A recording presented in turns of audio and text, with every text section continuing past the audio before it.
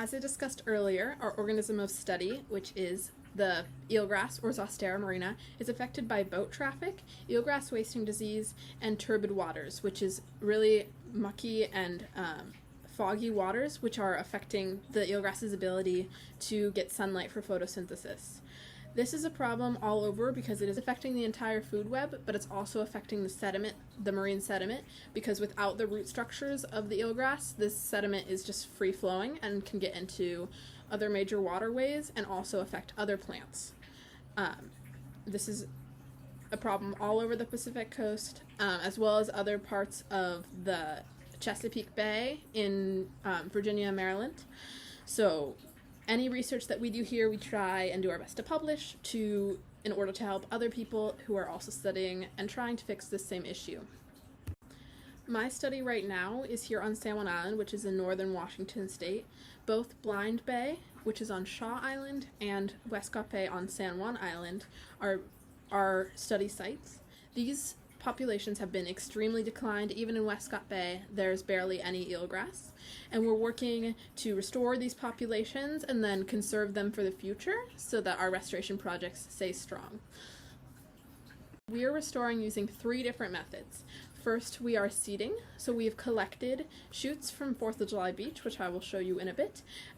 We have kept them over summer and then collected the seeds. We then took them out in October and broadcasted the seeds. So we basically planted more eelgrass. The seeds will fall to the bottom of the water column and then hopefully germinate and set up roots, which will grow into future plants. We are also using a seed buoy technique in which we're collecting shoots from a healthy population in the same way that we did the seeding. We are taking them and putting them in mesh bags, which are connected to the bottom via an anchor. And then over the summer season, the shoots gave off seeds, and hopefully that will plant more. And we've also done live transplants, where we took full live with attached root structures eelgrass and then planted them via snorkeling in our restoration sites as well. Now over to 4th of July Beach. I'll tell you a little bit more about the project and show you one of our areas that is a healthy eelgrass population. Hi everyone, welcome to 4th of July Beach. This is on the south side of San Juan Island. This is where you'll find a healthy eelgrass population. This is a very shallow beach. It goes out about 100 yards at low tide and it's covered in eelgrass. This is a little bit of eelgrass that's just been taken from its root. This here is the root structure. We call it the rhizome, and then it goes up into the leaves. So out here, this is where we collected eelgrass shoots from about this length, maybe a little bit more of the root structure. We collected them and took them back to the lab.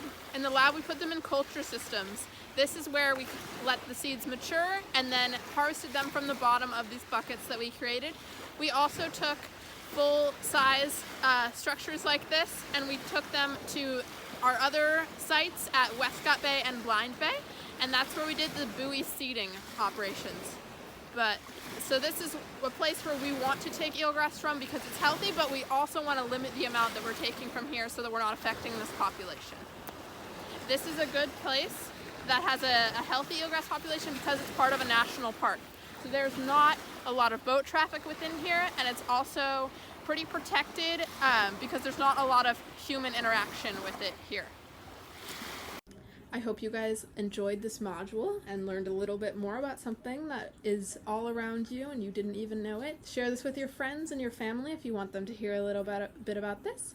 And for you guys to get a little hands-on experience in a restoration project, a portion of what I was doing in the seeding was determining which stage the seeds were at before we collected the seeds from the bottom of the buckets in our before we broadcasted the seeds. So I had to determine what stage each of the space, which is the little seed pods, were in. So you'll see a quiz below and a ID guide. You'll look at the ID guide, check out a little bit about what each stage looks like, and then you'll go through a bunch of photos and try and determine the stage yourself. I hope you enjoyed. Have fun. Thank you. Bye-bye.